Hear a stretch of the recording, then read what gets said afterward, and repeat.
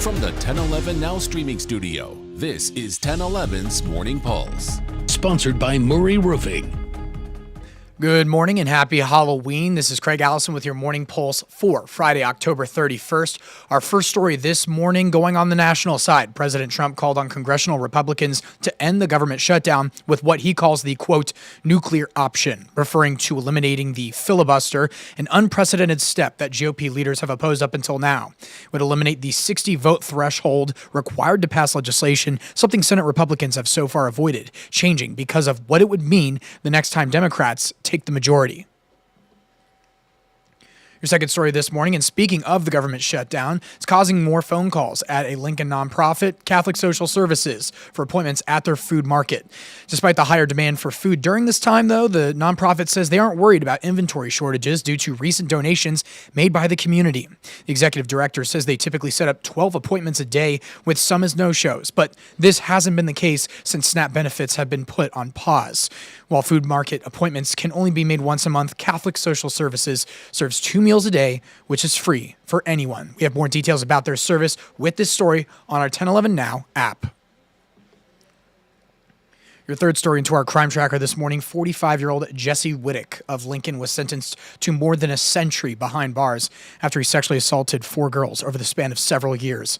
This all started back in 2021 when one of the girls reported the sexual assaults that happened to her and her friends. One of the victims claimed she had been sexually assaulted by Whittick over 2,000 times, starting when she was just 7 years old. She also said that he would bribe her for sex, and 2 other girls claim he also touched them inappropriately several times. Whittick was found guilty on 7 charges. He was sentenced to 108 to 166 years in prison.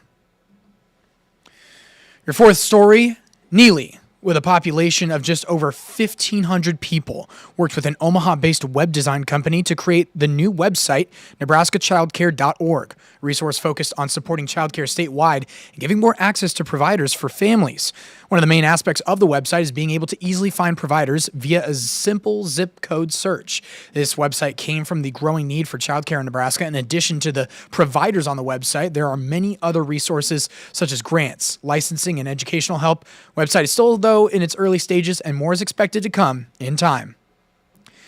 And wrapping things up with your final story this morning. While we're celebrating Ken Shemmick, it's also a bittersweet moment for our morning show as we say goodbye to Brad Anderson after 27 years on the morning show before he heads off next week to our evening newscasts as 1011's new chief meteorologist.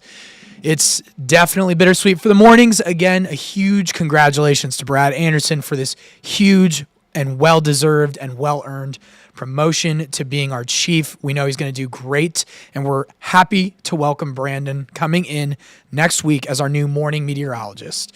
So we'll leave it at that before I disappear into a puddle of tears again as I did on air, but this is going to be your 7-day forecast before we head out. Happy Halloween.